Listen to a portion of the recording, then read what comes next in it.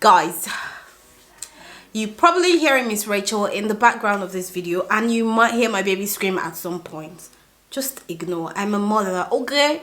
All right, let's get into this video. Today I'm here to talk about my predictions for pharmacy practice in the United Kingdom in 2023. Now, these predictions are brought to you from my experience, the experiences of other pharmacists around me, and also information that I have found online. These are predictions, they are not facts. So we'll see how things go as time goes by. So let's not waste too much time and get straight into this video. So let's talk about community pharmacy first and foremost. What's community pharmacy going to look like in 2023? We do not know for certain, but here are my predictions. So I currently don't work in community, however I do locum from time to time, but I have friends who work in community, and I know people who still go back and locum, though I haven't been back in a while because I just had a baby.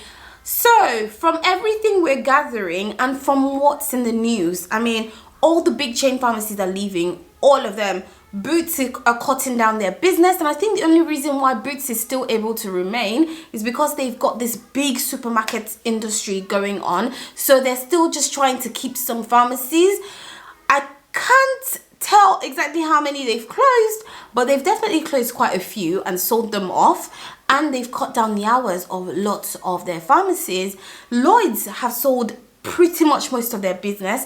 Tesco has sold pretty much most of their business. So we're not quite sure where community pharmacy is going in terms of big chain pharmacies, but it seems like a lot of them are leaving.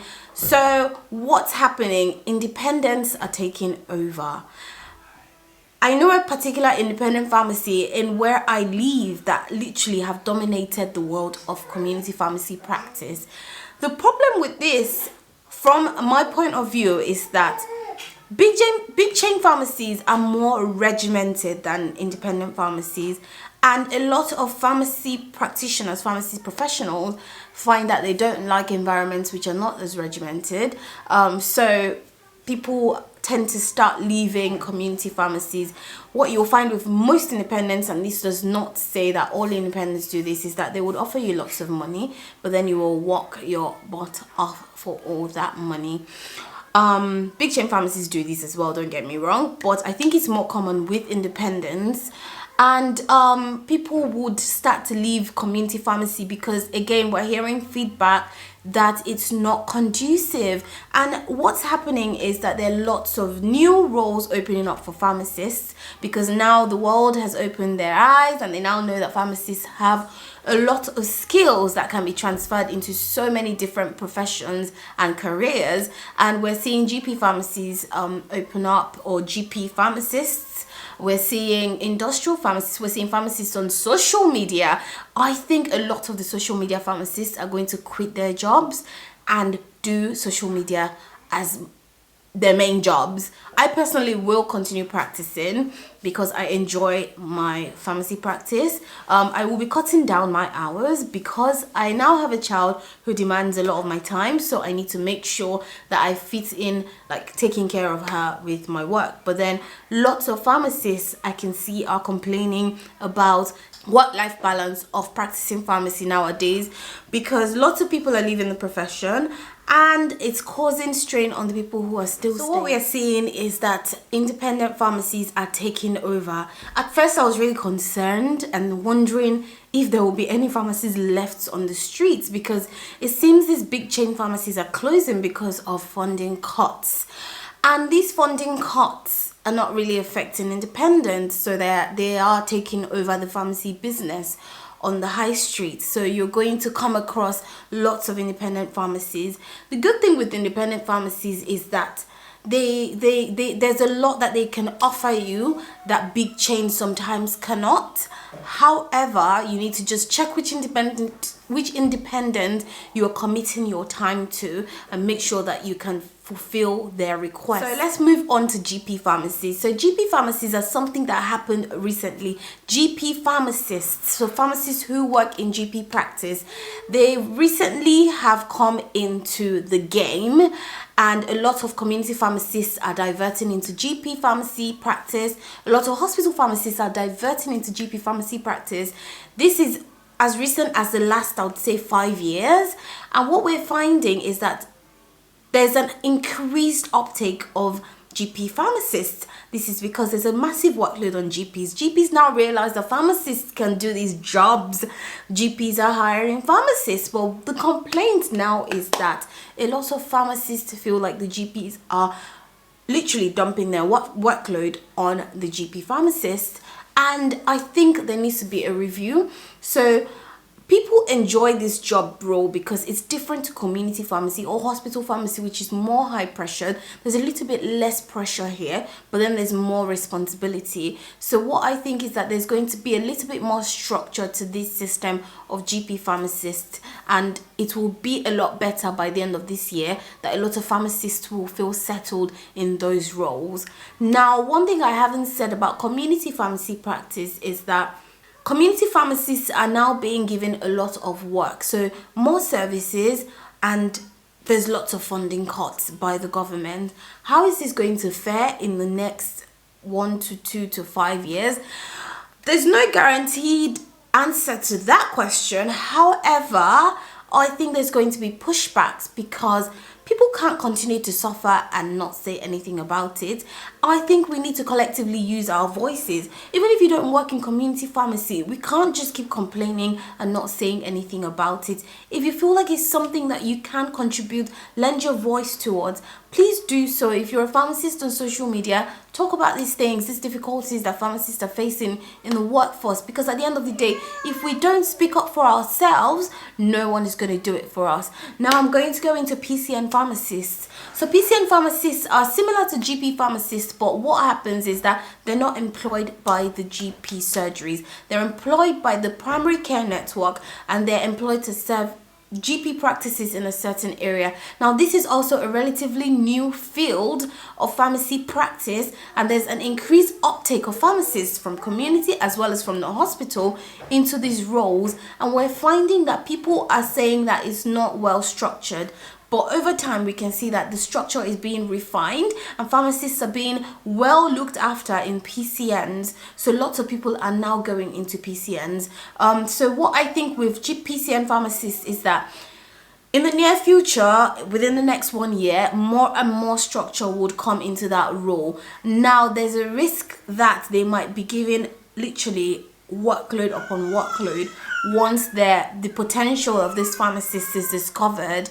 But I hope that we don't get to that point. But PCN pharmacists, your role might start to look a little bit more cumbersome than it used to be once you had settled, because I think it was in initial teething stages in the last couple of years, but now the role is getting more and more known and people are settling more into the role, and now they're starting to know what kind of things that pharmacists can do. And because you're covering a range of pharmacies, it's possible that your practice starts to become a little bit cumbersome. So again, I will beseech pharmacists to speak up and complain if they're finding that these workloads and these working conditions are becoming unbearable and they're not able to cope with them. Because at the end of the day, we're preparing the profession for future pharmacists to come. I mean, if we keep complaining about things and nothing is being done about it, then something will happen to pharmacy practice in the long run, and the government will be forced to look at their funding to pharmacy practice and their reactions to pharmacists. Because I'm of the opinion that the NHS does not like us, or the government does not rate pharmacists, and that's not great, because COVID made it quite glaring with a lot of situations that happen. If you've not seen my video about why everyone's leaving community pharmacy, I will link it up here and you can go and watch that. I don't know if it's left or right. And that just tells my view on why the government does not rate pharmacists. But that's that. The next thing I'm going to talk about is pharmacists on social media. So pharmacists are now becoming more and more on social media.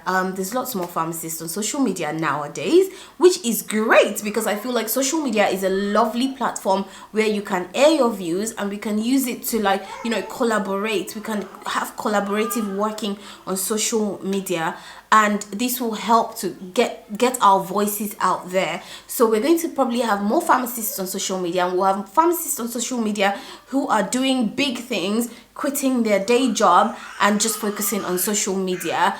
But I feel like a majority of pharmacists will still have their feet in pharmacy practice to an extent, because most of us went into this practice because we actually enjoy it and we don't want to lose that patient interaction, clinical skills, all of that good stuff. So there's going to be that, but I think social media is going to take a turn for, you know, great things for pharmacists this year.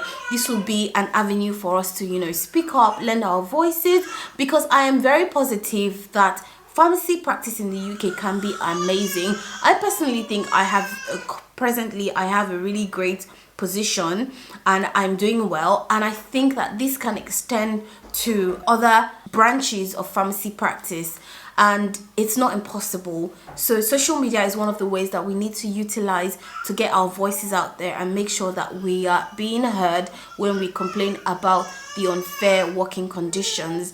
I mean, everyone is striking. Pharmacists are not striking. I know that in healthcare it's quite difficult to strike, because when you strike, you take time off, the patients suffer, your colleagues who decide not to strike are suffering. Please, apologies for the sound in the background. My daughter is on one right now. Anyways, yes, so that's that. And another thing that I would say is tech. I've seen a lot of pharmacists investing in tech nowadays. So pharmacists are delving into tech. I'm not sure how that will go, because they've not really like fully put their feet into it. But look out, guys, there's going to be lots of pharmacists in tech.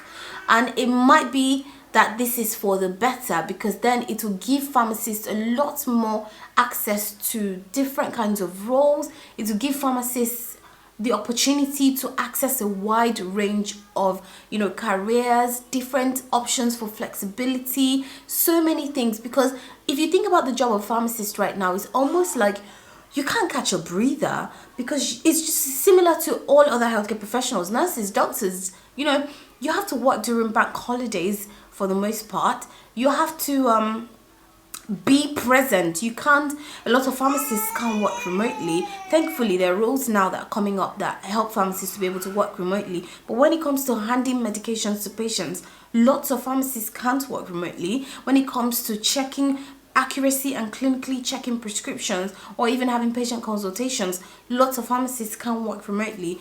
But thankfully, this is becoming a thing that's becoming more common with different roles coming up now. So pharmacists in the future would have a lot more flexibility and will be able to have better work-life balance.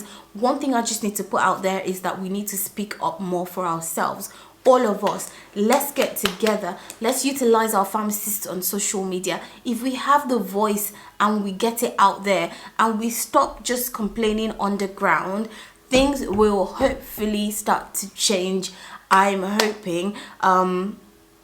Nurses are speaking, doctors are speaking, all healthcare professionals are speaking, midwives are speaking. I mean, when I was pregnant recently, a lot of midwives left the NHS, and that's not something that like speaks well for the future of practice. So if we can start to speak now and hopefully start to demand for change in certain areas, then we should hopefully be able to prepare a future, a career that's worth coming into for the pharmacists that are coming behind us.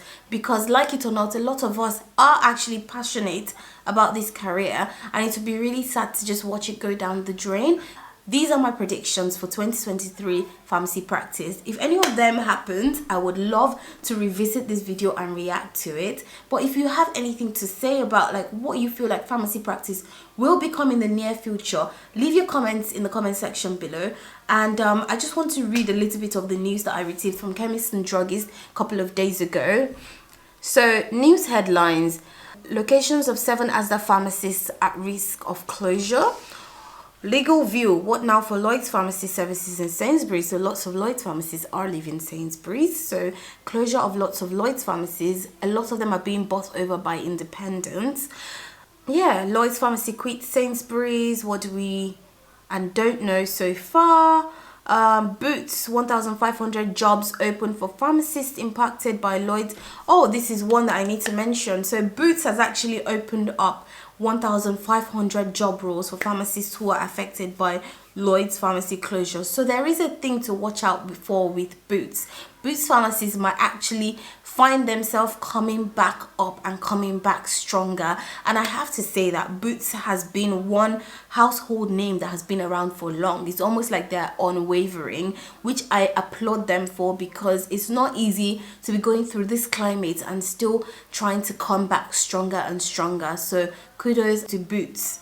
So the NHS has also, I'm just reading through my laptop here, the NHS, the RPS has also posted 7 key strategic goals for the next 5 years of pharmacy practice, and I'm just going to let you know each strategic goal. So one of them is to shape the future of pharmacy and medicines use, which they describe as being recognized leaders in influencing and shaping practice, policy and education for pharmacy, pharmaceutical science and safe use of medicines. So the next one is being essential to professional practice. So RPS aims to be essential at every step of pharmacy practice, both in enabling career development and supporting excellence in everyday work. The next one is they aim to be at the heart of pharmacy and pharmaceutical science, which sounds like one that I've just read earlier. The next one is that they aim to deliver value products and services. They aim to work in collaboration with pharmacists, and they aim to create a sense of belonging, and they aim to enhance organizational effectiveness. So RPS is a professional membership body for pharmacy students and pharmacists, and this is an avenue for us to use to lend our voices. If you're a member of the RPS, you can speak up on things that you feel like needs to be heard. And one thing I will say is, united we stand, divided we fall. So if multiple people are saying the same thing to the RPS, someone out there somewhere will hear it and action will be taken. And if action is not taken, at least now there's awareness, and then we can all act in collaboration towards trying to take away what the frustration is. But thank you guys so much for stopping by this channel. I hope you've enjoyed this video, and I will catch you guys in my next video. Bye.